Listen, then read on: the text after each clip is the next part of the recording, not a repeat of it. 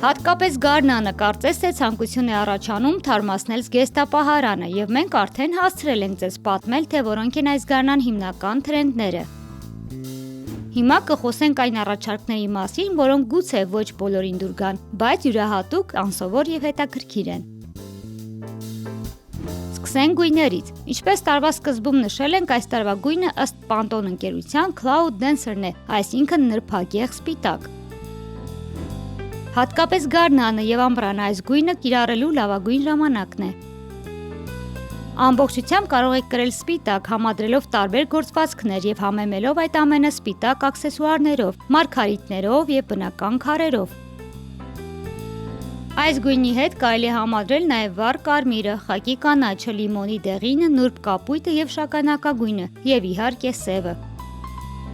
Երբ գույների հարցում արդեն կողմնորոշվել ենք, ապա արդեն հագուստի ոճի ընտրության ժամանակն է։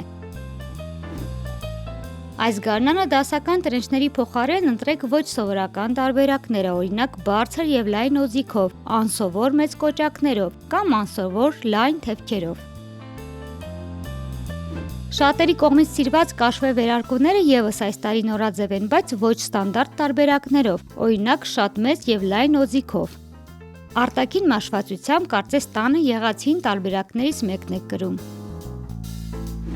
Այս տարի շատ թրենդային են համարվում այսպես կոչված փոքր-ինչ ամփույթ համադրությունները, որտեղ ջինսետաբատը կարող եք համադրել նուրբ կտորի հետ, դասական կոշիկներով եւ լայն կաշվե վերարկուով։ Պարտադիր չէ ոչ կտորների, ոչ ոճերի համադրությունը։ Դուք ձեր ունեցած հագուստով տարբեր անսովոր համադրություններ կարող եք ստանալ, այստեղ կարևոր է թողնել մտածված թափթփվածության էֆեկտ։ Հաջորդիվ սպիտակ ժապավեն հնարավոր ամեն ինչի հետ, ջինսե իրերից մինչև դասական պիջակներ։